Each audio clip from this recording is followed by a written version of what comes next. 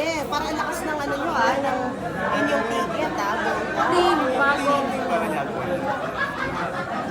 Actually, dito sa Paranaque, yung mga personality na business of welcome, ano yung pinapakita ng showbiz ngayon na tingin mo hindi napapakita ng ibang personality sa business? Ikaw sumagot. Siguro nakikita na totoong nagsiserve kami. Pinapakita like district 1, district 1, siguro ilang kami, tatlo kami, no? Tapos sa district 2, so nakikita lang na nagsiserve ka ng sa ganito, like sa district 2. Kumbaga, sincere. Kasi kung ayaw naman sa'yo, kahit pa nag-showbiz ka,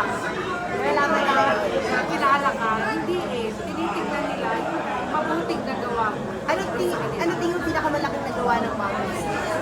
Failure niya. Yung nakita ko kay Ma'am Edo is how she loved the people. Kasi talaga, kahit anong meron siya, nilulubos siya lahat sa tao, bibigyan niya any types of projects. Sa tao po eh. And then, Anong project?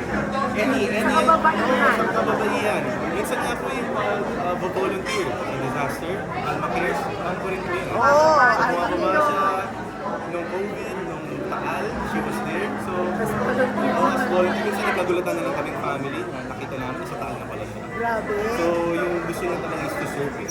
Ikaw, Yodge, how would you improve that?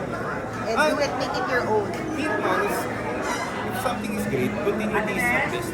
So, what she did great is I should follow it. Pero in my own naman, baga hindi ko ginagawa because ginawa ko. Ginagawa ko kasi sarili ko gusto ko namin.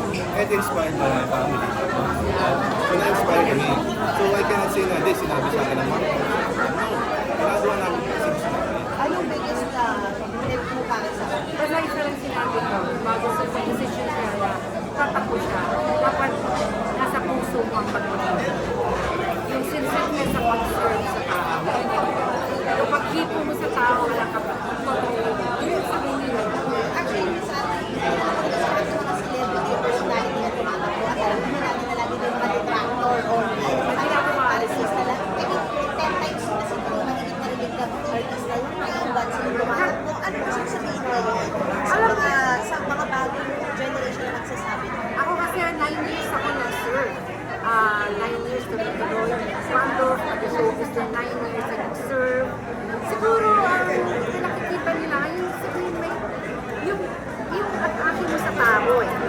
Sincere sa tao at may project ka. Kasi ang isang konsehal is hindi nagpa-project ng building, hindi trabaho. Legislator yan, gumagawa ng batas yan, resolution yan, ordinansa yan. Nasa sayo na yan kung ano yung pa-project mo. Like ako nung kababaihan, syempre maski pa yung pagtulong sa teachers, sa kababaihan, kung ano yung nararapat, nagsusulisi, kung ano lang yung kaya mong ibigay. Yun eh. Importante talaga yung totoo na. Kasi huwag kang mangangako, kasi ang pangako na pag-ulis. Natatandaan nila. Natatandaan nila. Kaya, lagi mo sasabi niya, sige, sa abot ng aming makakaya. Ganun lang lang. And ngayon, may projects po ba kayo ulit?